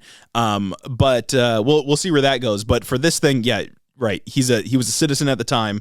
This isn't a thing he had to do as a part of being the president of the United States. There's nothing in the Constitution that forbids this. There's no constitutional crisis. No. It's just unprecedented and it's just new. Yeah, it's just kind of crazy style. Yeah. And you know, if I'm fully open to the argument that people like Bill Clinton and George Bush and Barack Obama got away with war crimes and things that they shouldn't. But look, if you're going to do things outside of the purview of the presidency, you're going to get hit with charges. I think Barack Obama should be behind bars. Hey, bro. George Bush should be behind bars. I'm a law and order kind of guy. Exactly. Law and order kind of guy. That's what reigns supreme in my heart. But there's the sort of I guess, American expectation that a president can do all kinds of heinous things and get away with it. Not saying that's good, but that's sort of the tradition. Donald Trump clearly did things he didn't have to do as part of being a candidate for president or president of the United States. So I don't see where the crisis is. No. It's kind of silly. And I think it's good. People have been throwing around the word banana republic a lot too. Oh. You know, a fake democracy, dictatorship of like the elite, polluting the criminal justice system. It's unfair, it's biased. But I feel like a more biased system is one that doesn't prosecute politicians that commit crimes. Exactly. You know what I mean? It seems like it's only political persecution when it's a Republican. Who'd have thought? Nobody cares when it's fucking Hunter Biden. Or not even Hunter Biden. I feel like the more apt example is something that happened, oh God, was it yesterday? Dr. Fauci. Yeah. The fucking countless congressional testimonies they make this motherfucker attend in his old age, where they just grill him about different niche aspects of COVID. That's political prosecution, buddy. Oh my God. It's just ridiculous. And yeah, to the Hunter Biden thing, a lot of people are saying, well, they can go after Donald Trump, but they can't go after Hunter Biden. They are. The federal government's going after Hunter Biden. Getting hit with gun charges, baby. Gun and tax charges, yeah. Let's go. Let's go. Hunter Biden could end up in jail for this. Yeah. You know what I mean? Like, it's not, there's no argument to be made that the federal government, look, I am totally open to the argument that the criminal justice system is not fair and historically has not been fair, especially to poor people, especially to people of color. But that's not what they're saying. No. they're saying the criminal justice system is unfair to Donald Trump specifically because he's being treated equally and low-key better than anyone else would be in his position. It's because he's a patriot. That's why they're going after him. It's because he loves America and he puts America first, and everyone else wants to put America last, and they got to do that by attacking him. Nobody else would be able to get away with violating the gag order in the way that Trump did. You know what I mean? Every single time. Yeah. I don't think there has been a single gag order that this guy has not violated. And when he hasn't violated he fucking sent his goons, Vivek Ramaswamy, and other people to go and violate it for him. Yes. Like, he's making fun of judges' family members. And nobody else would be able to get away with the shit that he has done. If anyone else had done the things that he's done, they'd be in contempt of court. Yes, Like, yes. oh my God, he should not be walking free. And it's like, we know that a consideration for the sentencing here from the judge is that Donald Trump is a candidate for president and was a former president. And that fact alone means that Trump is getting treated better than just the layman picked off the street. Exactly. Or some other person that did a white collar crime similar to what Trump did. If there's been a couple thousand, I think, similar prosecutions from either Alvin Bragg or whoever was there before since 2015. That's when the law got updated. And people have gone to jail for doing what Trump has done. Trump won't go to jail. Yeah, I don't He's think getting he will. treated better than other criminals have been treated in this circumstance, in the same circumstance. Same crime. Yeah. Same crime. Probably even less convictions. Yeah. I don't know who said it. Someone was talking about banana republics, and they accidentally said banana Republicans on air. You got to resign after that. You can't do another media appearance for a year at least. But now on to the more fun part. What really shapes voters' minds and what's really important for having your thumb on the pulse. That's right. Twitter. Oh, yeah. That's how you know what's happening. And wokeness is influencing the way that people vote. I Absolutely. guarantee it. Thought leader, yeah. The right wing obviously had a complete meltdown when this decision came out, when the ruling came out from the grand jury, and I thought we could take a look at some of what they were saying. Oh man, and see if we can get to the bottom of it. I don't know. See if we can dissect this nonsense and get to the heart and mind of the conservative. So first, I have a tweet from Matt Walsh. Okay, Matt Walsh said, this is after the conviction results came out. Donald Trump should make and publish a list of 10 high-ranking Democrat criminals who he will have arrested when he takes office. First on that list should be Joe Biden. Second on that list should be Joe Biden's crackhead son. It's completely delusional. That's crazy. Donald Trump should do political persecution. Yeah, well, they're doing it to him. Well, exactly. It's so sick that they can lie and then just do the thing that they lied about being victims of. Yeah, a jury of Trump's peers convicted him for a crime, a jury that Trump's team had a hand in picking. Trump should make a list of people he's going to go after. God damn it. That's good. I like that one. I give that one a solid 8 out of 10. Okay, cool. Next we have Benny Johnson. Benny Johnson. Friend of the show. He said, every single one of the founding fathers was a felon. Some went to jail, some were executed, some died penniless. There is always a cost to being a revolutionary against an evil system. Persecution is a part of the process. In the end, revolutionaries change the world. No, that's crazy, bro.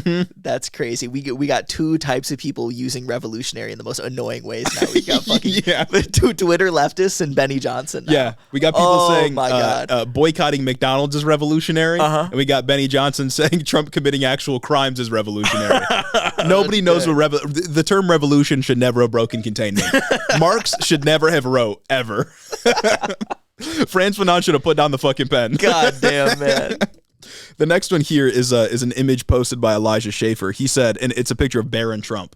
Oh, and he said, oh no. could you imagine his rage right now for what they did to his father? He saw it. He saw it all. I pray the world can handle his wrath. Brother, what are we doing? And then it's the side profile picture. Yeah. Oh my God. Treating him like he's fucking Paul Atreides. Let's fucking... Leto just got killed by Baron Harkonnen. Other people have already said this, but it is funny how people will talk about Baron, but completely brush over the other two sons. Yeah. Just not even mention Eric or Don Jr. It's really good. I haven't heard much from Don Jr. recently, and that's probably a good thing. Like, Baron Trump can't run for office right now. but the other two are of age to do it. It's good. Eric gets away with too much, and Donald is just... Donald, you know, he's just a guy being a dude. And I'm pretty sure that these charges were related to an affair that Trump had while he was with Melania Trump. Yeah. Like, that's Barron's mom. Cheated on your mom, and this is always being framed. And that's an undisputed fact of the case. It's not even like a character assassination to say that he cheated on Melania with Stormy Daniels. He just did that. That's a thing that happened. That's established. Yeah. Now, the last one, and brace yourself. Okay.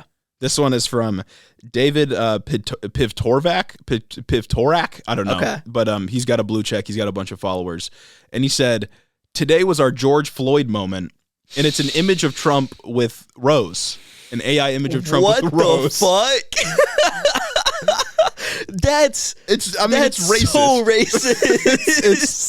It's very racist, but I don't. Who's that for? What are you trying to do with this? Who's that for? I don't know. That's good, though. So he's a white guy, right? Yes, I think so.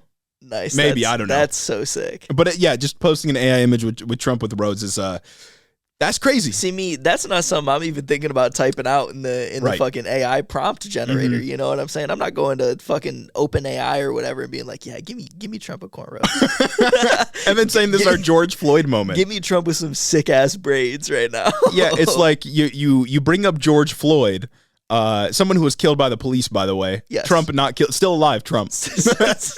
And then you give him George Floyd, someone who was executed in the street without a trial. And then you give him a traditionally black haircut. Like, what like, why? I don't get it. It just doesn't make sense. And it's like, okay, you can make the argument that some of these are just shit posts, right? Yeah. But let's think about the purpose, the teleology of shit posts, right? They serve a purpose. They're not just posting for posting. Some of them, like the literal memes, are like me when bro breathes air, right? Yes. And those are just stupid. But when you're shit posting, you're usually making a point. You're doing satire of some kind.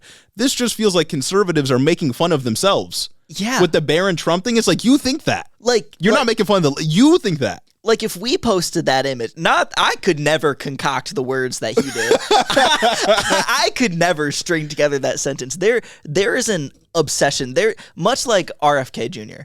There's a worm in the mind of conservatives. Yes. That just cannot let them let go of George Floyd, and I don't fucking understand. Yeah. I genuinely don't get why they are still obsessed with that. It was such an open and shut case of police brutality. Yeah. Oh my God! Like, I don't get it. Yeah, and you'll have people bring up like at least once a year. They'll bring up like the coroner's report and interpret it in the wrong way. And say, look, fentanyl killed him, not Derek Chauvin. Like, come on. And then you have Steven Crowder, who did the thing with the knee on the neck, but he didn't put the knee on the right spot. So look, I could have done. Ridiculous, bro. Absolutely ridiculous. It's like my own moral compass, my morality, my subconscious would not allow me to come up with this sentence. Yeah.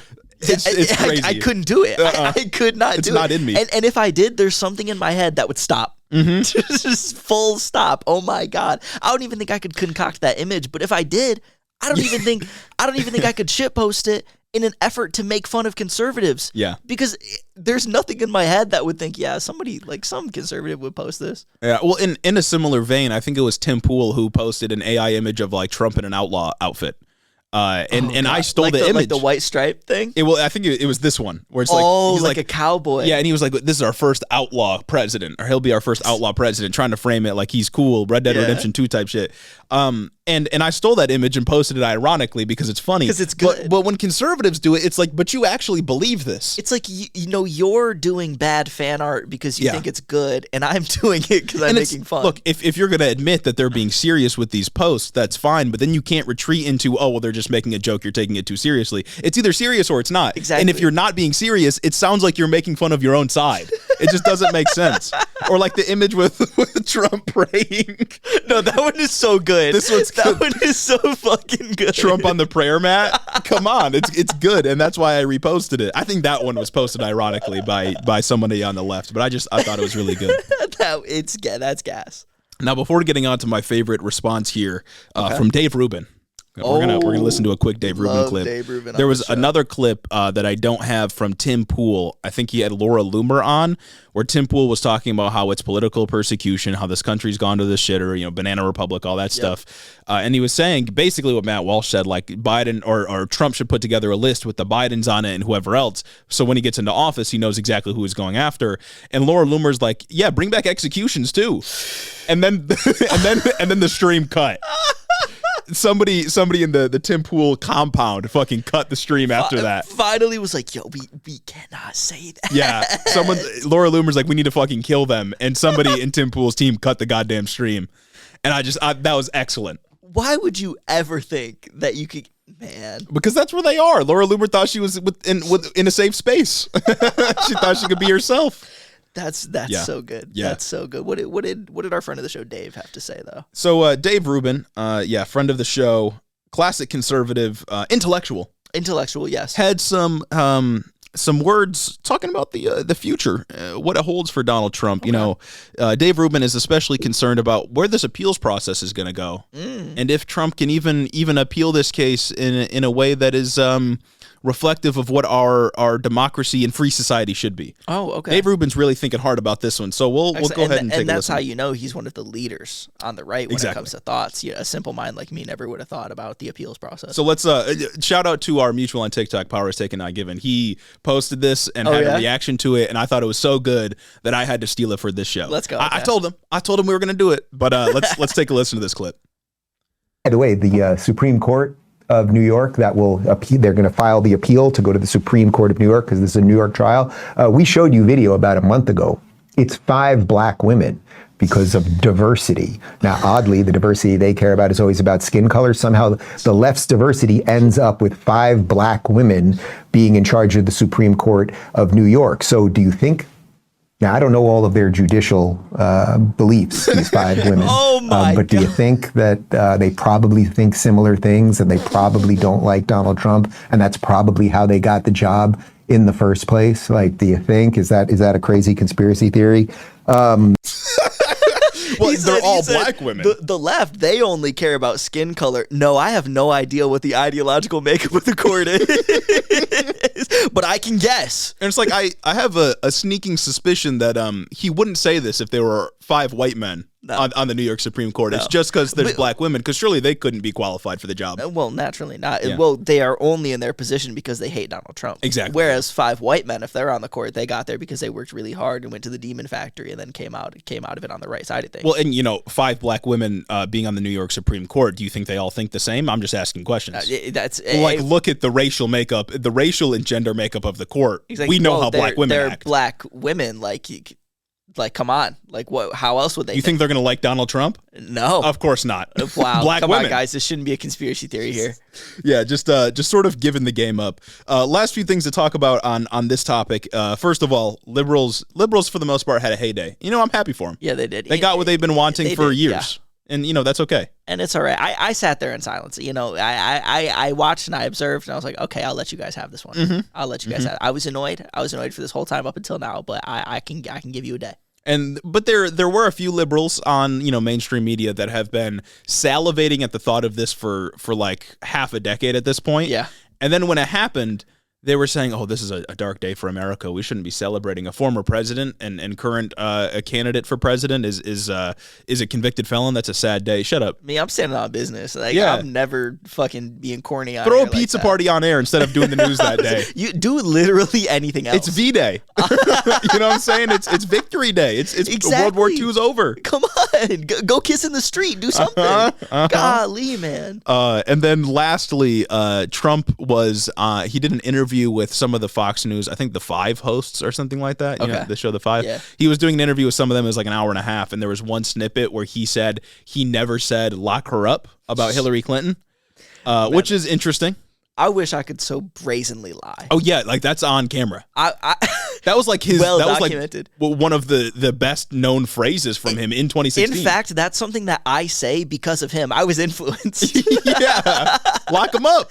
Lock her up. Crooked Hillary. Show me the emails. Exactly. Like, lock her up. Come on. You're like he said that repeatedly in 2016, and then he was asked about Hillary Clinton, and I think like in the context of like if you win the presidency again, are you going to go after people that went after you type shit? Yeah. And he was like, well, I never said lock her up. I was like, well, you're lying. You just lied. And I'm guessing no one pressed it. Of course not. They're like, of course not. Yes, sir. Yes, sir. You never said any. Then they asked if he was going to fire the woke generals. So very serious interview. Oh, Mark Milley. The woke general Mark Milley. Well, the woke gay communist generals. Of course. Got to get rid of them, yeah. Exactly. Especially in a month like this. Yeah. Oh, my God. Look, all I'll say is they got Al Capone on tax evasion.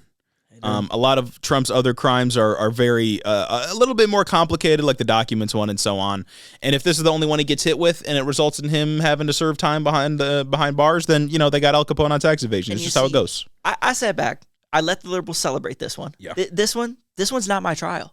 I can't. I haven't been following this one like they have because this has been going on for a long time. A little while, yeah. However, if bro gets hit with the guilty verdict in the Georgia trial, that's big. Oh.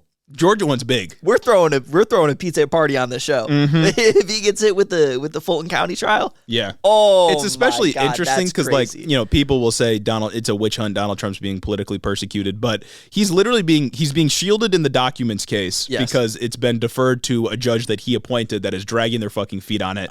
That case is not going to move forward before the election, and then the Supreme Court is holding up the other case by. I don't remember what his name is in the DOJ, the special prosecutor. Jack Smith. Yeah, Jack Smith. They're holding up that case because they still haven't decided if Trump can be prosecuted for crimes that he committed while he was president. I do think a decision for that will come out this term. However, it's his three Supreme judges Court. Three judges he appointed. Exactly. He radically changed the ideological makeup of the court. Like, not even just the Supreme Court, but federal judges around the country. He had the most appointments ever. Yeah. Right? I think Biden just passed him in federal judges, but he hasn't passed him in appellate judges. Nice. And the appellate judges matter a lot. You know what I mean? And naturally. Yeah. So we'll see. But Trump is being pretty well protected. I would say being treated better than the average criminal. Yes. And that's not fair. I'm all for equality under the law. I'm all for law. Hit him with a book. 14th Amendment was a good one. You know what I'm saying? Everyone is equal under the law. Yeah, I'm a fan of that one. I'm a big fan of that one. I support it. Yeah. But speaking of things I'm not a big fan of, we got to talk about something that happened today on June 4th, Tuesday. Biden signed an executive order that would effectively shut down the U.S. border to asylum seekers. And this order just straight up is borrowing pretty heavily from the immigration bill that Trump told Republicans to shut down that we talked about I want to say about 2 months back. That was kind of, it was going. That was the whole saga about how Biden is kind of turning his back on anything good when it comes to this issue and then Republicans shut it down, capitulating to the right just for the right to shut it down. And he said, oh no, they're not letting me do it. And then some Democrats got on air and they said, oh, maybe Biden just did this so he could win favor with some of these voters, say he's trying to do something because he knew Republicans were going to shut it down and they can get Republicans on that catch-22 of wanting to do something about the border but not wanting to give out a political win. Yeah. But he's actually not evil. Well... Yeah, very complicated message, that exactly. one. Well, I don't know. Can't fit that into a 30-second ad. Biden is coming through to tell you that no, he actually is evil on this issue and that he's doing, in his own words, everything within his power to make sure that the border gets shut down, basically. Making our job impossible. I'm saying. It's about the first debates coming up and people in chat are going to be like, oh, how could I even vote for this guy? I don't know, man. What am I supposed to say? Low-key, I don't fucking know. Just being the same as Donald Trump on the border. What do you want me to do? Crazy. First debate being in Pride Month is something I also just realized, which I feel like that's got to be wicked. I feel like that has to carry wicked implications, but I digress. At least Joe Biden's not like strictly anti-LGBTQ. That's true. I mean, we've criticized some of his stuff. Like he had like a trans people in sports executive order months and months ago that we criticized, but that's right. He hasn't been openly genocidal in the same way Republicans He hasn't are. been Ron DeSantis on the issue. Yes. You know what I mean? He's been very much, I guess if he's not great on it, he's been keeping his mouth shut. And it's like, which you is a know, good thing. Lesser evil voting, it's the only option, but you make it really hard to convince people when there's no fucking distinction on these huge issues like immigration. Me, you make it really fucking hard to convince people.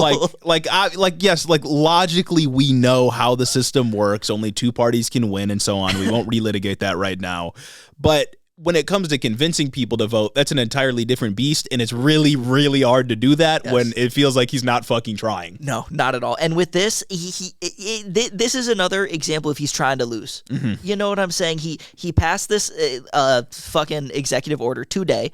The stipulations were that should illegal crossings exceed 2,500 a day for X period of time, anyone who crosses the border illegally from then on will not be allowed to seek asylum. Is that not in violation of international law?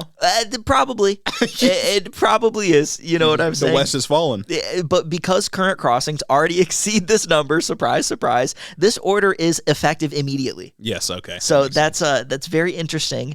I also think another aspect of this that's interesting is that the New York Times points out that there is a notable exception. While you can't, quote, even with the executive order in place, migrants could still apply for other protections, not asylum seeking, designed for those who can prove they will be tortured in their home country. How can you prove that? So if you can bring definitive proof to the Biden administration that you will be tortured should you be deported to your home country, that's your ticket in. Well, that's the bar? Torture? That's the bar. That's the bar. Torture if you are returned. What if something like slightly less? Like I'll be, I don't know, my kids will be taken from me. No. You have to face one of the worst things humanity's ever invented. In fact, one of the greatest evils. One of the greatest evils that can be done to an individual. Yes, exactly. That's what has to be done to you to be able to get into the country if you fucking cross the border illegally. I think there's also exceptions for like if a minor gets across alone. But, like, come on. There better be an exception for if a minor gets across alone. Yeah, then you're just encouraging the parents to be like, go fucking do this by yourself. Yeah. That's kind of what's going to happen. And then Greg Abbott will fucking kill them with the razor wire underneath the river. Exactly. And then Biden will be like, well, and then Greg Abbott will just start shooting them because he said he wants to. And then Biden will be like, well, you know. That's my red line, but if you cross it. Part of Biden's messaging was saying it's time to restore security to these border towns that have needed it for so long. Really? Jesus Christ, man. Really? Because the only place that I ever hear about being fucking ravaged by immigrants is New York, and that's a lie. New York and fucking Pittsburgh. Exactly. Yeah. The only place I'm ever hearing people talking about immigrants coming and ravaging is fucking New York City. Because Eric Adams just completely gave up being on the left. And it's also just a lie. Or maybe, I don't know, last time we covered this in actual like detail when we covered that vigilante group, we had also mentioned how crime in New York at that time, down.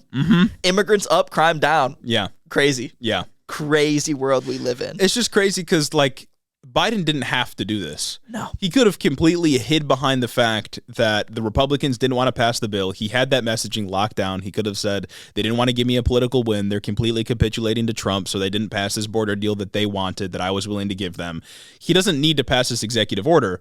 His messaging on immigration can entirely be, I tried to do something, Republicans stopped me, don't vote for Republicans. Yes. But now he's doing this, which just shows like he wants to hurt immigrants. Exactly. He genuinely believes in these policies. He genuinely drank the Kool-Aid. Yeah. I don't know if it was an instance of, well, you know what? It's probably Morning Joe. He was probably watching Morning Joe, and that's what made him fucking be just completely anti-immigrant. But I had thought maybe that this was to capitulate to a right-wing audience, to try and bring some voters over from possible people who could vote for Trump. But now I'm starting to think that it's mostly just love of the game. Yeah. It's specifically hate of the immigrants game. Like, come on.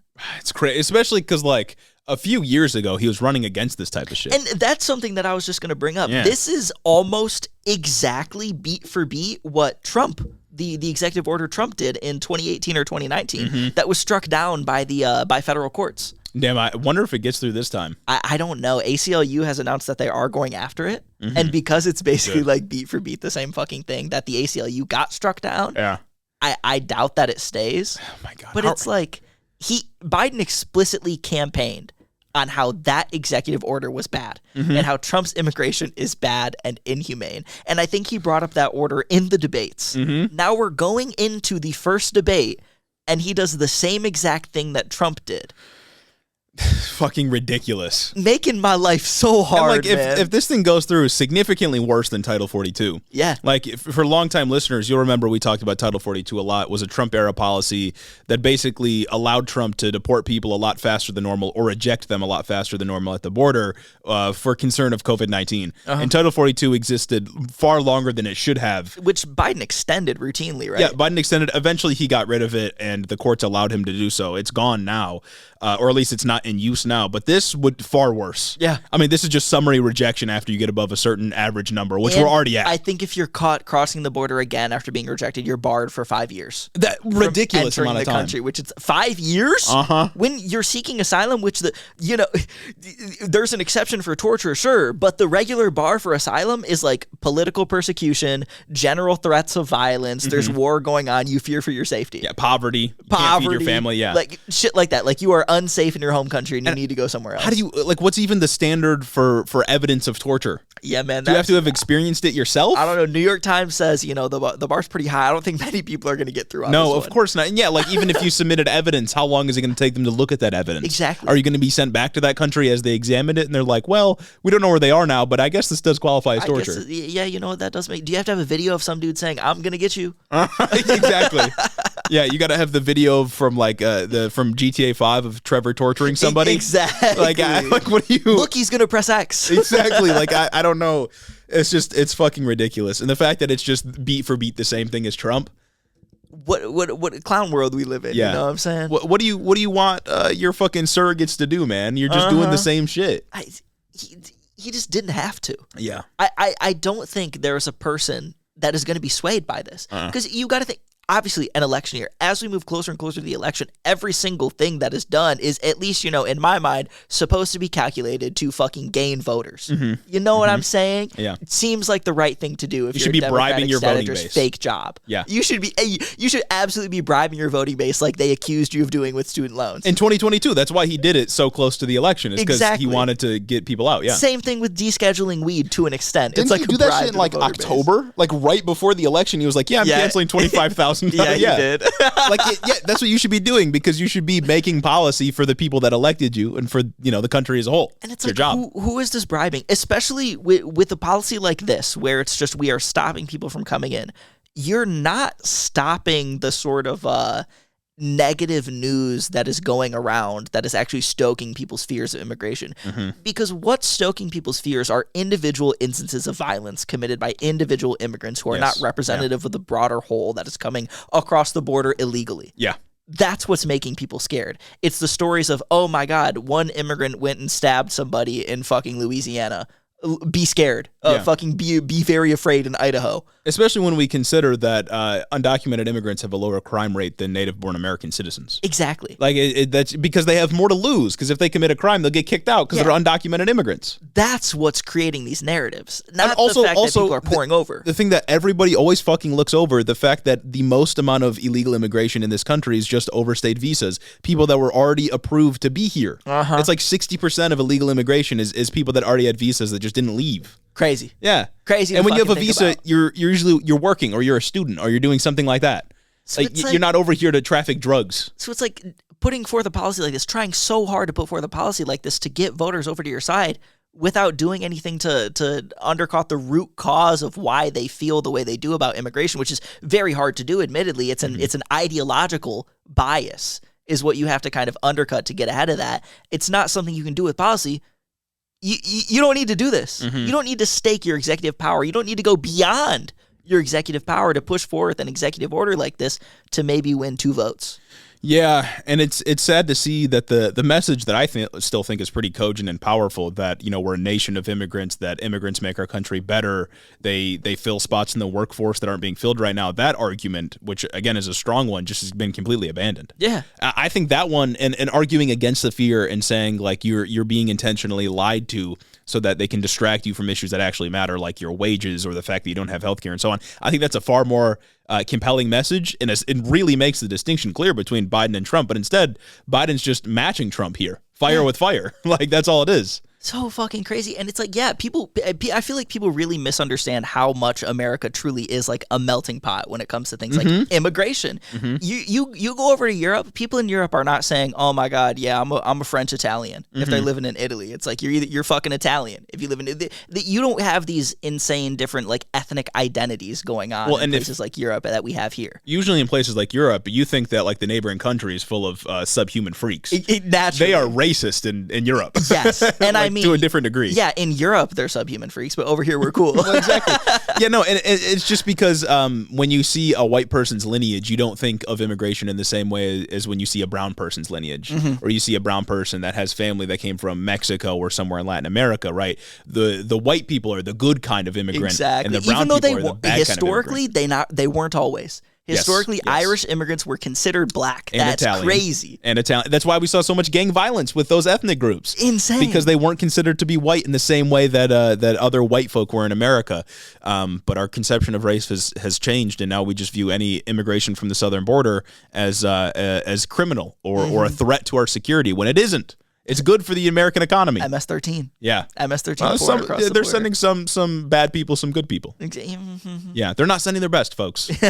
Come on, people. It's bad. Some extra news before we sign off today. Joe Manchin left the Democratic Party. Did you see that? What? Oh yeah, my he's God, independent really? now. Yeah, so maybe he's running for president? I'm so surprised. That'd be sick if he ran for president. That would mean no more Joe Manchin in the Senate.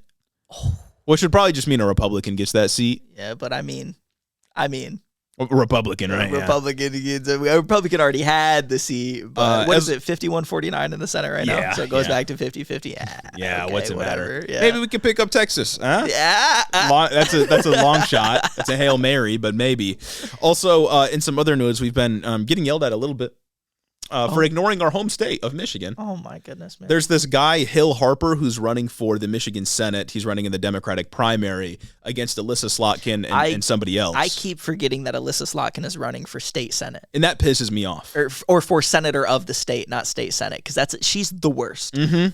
I strongly dislike Alyssa She's the Slotkin. worst option. Yeah. Go through any county. Any county. I genuinely think that she's the worst person that we could put forward. Yeah, especially given what other Democrats are like in Michigan, like Gretchen Whitmer, or a lot of Democrats in the Democratic House and Senate right now. Like, she's like the worst option as a Democrat. Even like a regular like kind of moderate guy like Dan Kildee. She was in the CIA, and she constantly runs off that. No charisma at all. Yeah. She sucks. Yeah, but this guy, Hill Harper, he's running for Michigan Senate. He's, I don't know if he calls himself progressive, but he supports sort of progressive things like universal health care, $15 minimum wage, ending the filibuster, transitioning to clean energy. And the news, the piece of news here is that he had agreed to a debate with Slotkin and the other person that's running, something Rogers. Is that a Republican? No, it's the Democratic primary that's happening in August. I forget that the primaries are still going because the presidential ones were so fucked. But he had agreed to a debate with Slotkin and this other guy, and both of them said no. They don't want to debate him. And so he's making noise about this, and we could have had a debate for the Democratic primary, again, coming up in August, important for Michigan voters like us. Yeah. And now we don't even get to see it. Damn, I hate that I'm going to have an opportunity to vote for Alyssa Slotkin. Yeah, I'm not going to. I'm gonna hate when maybe she wins the primary. Hopefully not. I don't want to speak that into existence. But if maybe Alyssa Slotkin wins the primary, you're telling me I'm going to have to cast my ballot for Joe Biden and Alyssa Slotkin. Yeah. We can't have Alyssa Slotkin win the primary, people. If you're in Michigan, people, I can't. If you're in Michigan, do not vote for Alyssa Slotkin. Please, please go out to the Democratic primary in August, whatever, and vote for this guy, Hill Harper. I'm guessing, from what I see, I've only done a cursory amount of research on this guy. I think he's got like a PhD. I think he used to be an actor on various TV shows. He seems like a good guy. Seems like he agrees with us in a lot of ways, policy-wise. I don't know if there's other more progressive candidates in the race, but for the love of God, don't vote for Alyssa Slotkin. Oh God, please no. Yeah. Well, definitely, we would cover it even more if there's a fucking debate we could watch. We'd stream a debate. Home state. Home state, baby. Come on. Yeah. And the last piece of news is some more geopolitical news. Mexico elected a leftist woman president. This is their first woman president Pretty ever. good. Yeah. Pretty good. I saw End Wokeness posted about it and said something about, wow, now they're going to just start fucking sending them over, huh? I was like, wow, that's crazy, man. Especially like when you look at her record, people have been saying there's issues with, the Mexican political system broadly, and that the party she represents is not, I would say, the most free of corruption. That might be the case. I'm not an expert on politics in Mexico. But she was the mayor of Mexico City. She got like 8 million people, same as New York City, I think, in population wise. She was responsible for a lot of like infrastructure upgrades and stuff like that. And, you can't blame corruption on her. She's just getting into office. Give her a chance. But I would assume her main policy issue would not be exporting people to the United States. Yeah. I don't think she's like, oh, you know how we're going to fix problems here? By sending them all to the U.S. Especially because, like, the issues in Mexico with cartels and stuff is like our fault. This is true. They have American weapons. To be fair, I don't think any Republican would be satisfied with any president of Mexico lest they say, oh, yeah, no, we'll build the wall for you totally. We'll totally build it on our side and pay for it all. Yeah. It's upsetting. We'll see what happens with her, though. Good for her for getting elected. Apparently, she's like a leftist or like a social democrat type person. But it'll be interesting to see the juxtaposition between her and her like first year in office whenever she's inaugurated, and then Javier Milei, who has, I think, as of a week ago, 189% inflation. Ridiculous. For Argentina, even ridiculous. Man, I remember all the libertarians came out of the woodwork when he got elected. You see, all you fucking leftists, we showed you we can win and we're going to do great things. Man. And now the police are protesting him. You lose the police as a conservative, it's over for you. Like what? Where do you go? Yeah. Where do you go? 300% inflation. Like, who's going to protect you? And look, of course, we can't blame individual countries in Latin America for their own misfortunes because the U.S. is responsible for a lot of it, of course. But that's exceptional. I can't blame Milei for that one, though. That's exceptional. Bro's doing a disservice to Chainsaw Man fans everywhere. I remember that was another thing. People, oh my God, they just elected a president that loves Chainsaw Man. I do not claim him. Yeah, no, he's a ANCAP. Not good. Ridiculous. Not good. And clearly, they're like, we finally have a chance to see our policies at work. Yes, we did. Yeah, we sure do. Oh, yeah. All right. I think that ends the episode for this week. I hope you guys liked that extra large news episode because, we got to fit in quite a bit of stuff, especially the news that just dropped on today. Come on now. So it's important. Got ahead of the news cycle for once in a while. We got to make up for all the other weeks where we missed the most important thing because it happened on a Monday. Today it didn't happen on a Monday, and I was kind of upset. I was kind of like, you're kidding me. The one time that we're recording on Tuesday and nothing big is going to happen that we would have missed. Yeah. What the fuck is going on? It really is like that. But at least we got to some of the stuff that happened today. And look, if you made it this far in the episode, you're committed to Hiddo.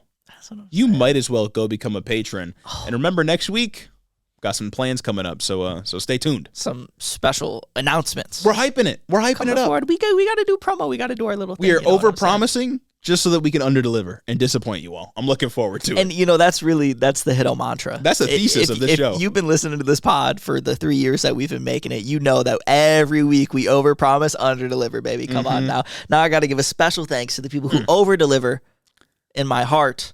That's right. Caden Kraut, Lord Tal the Radiant, Chris the Postman, Christy Beck, Dylan B., Andrew Harris, Mike Chaplinsky, Mattias T., Omar Zuno, Clayton LaFed, Mark Yeager, Caleb Joy, Rich Toro, Tari, Gavin Mayer Maldonado, Hunter W., Fergalaki, Max Vezquez, Jacob Rogers, Colton Wooberry, Fixer Punk, Jim Egbers, Jeff Muzzy, Bagel Burrito, Cincy Alex, Joe Stenstrom, Adrian Sandoval, Chloe Sam 601, Colleen Cutsfer, Yook, Jennifer DeVoe, Big Bird Titty, Crawfish, and Bennett Bennington III, Alexia Benanti, Nietzsche, Big Booty Beatdown, Sam Maloney, Two-Headed Boy, Ben Shapiro's Boyfriend, Jonathan Cassis, Luke O'Shea, Cucker Tarlson, Danielle Jackson, The Word of Microsoft, Jennifer Sines, Aaron and His Gundam Gundams, Darth Father, Tailored for Content, Corey Chambers, Ellie N, Devin Hatchard, Retro Mondo, Emma the Dude Slayer, Veronica aka V, Raxon, Ash Smith, The Grotler, Flower Clown, Beetlebugs, Murder in a Trench Coat, Lonnie Rogers, Slavic and Sapphic, Casey Lynn Kelly, Snake Eyes, In Hope of Giants, AK Don, AK Gone, Aquana Don, Zach Lantian, Info Russell, Austin Greif, Marcus Corbett,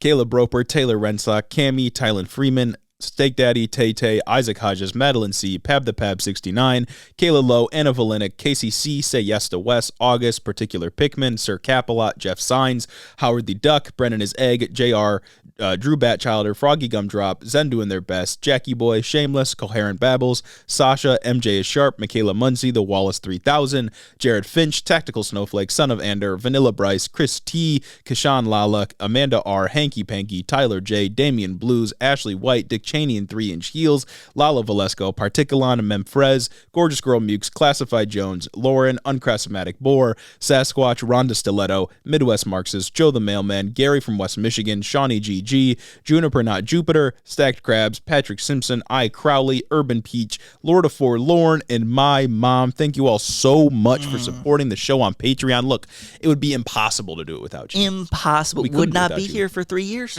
Would not be able to celebrate our third Prime with you all. Oh yeah, third year special coming up in July.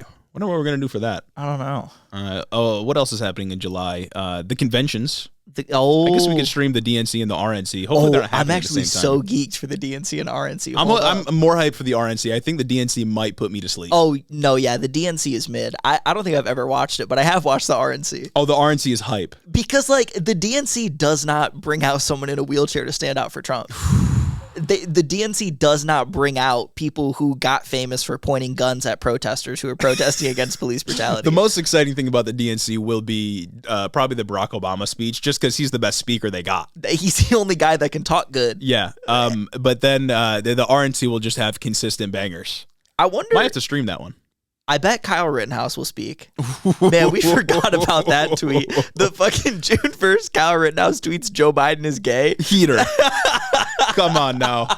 That's good. This dude's famous. This dude's famous for killing people. This dude's famous for killing people. Lauded for killing people. And yeah, it's celebrated by the right for executing people. And he's out here. First thing he says, Joe Biden's gay. That's good. That's crazy, That's man. Good. The psyche on that one. Woo! Mm-hmm. Yeah, but lots of exciting stuff coming up. So make sure to follow closely. You know what? Drop your RNC predictions in the comments. And then have a great week. That's right.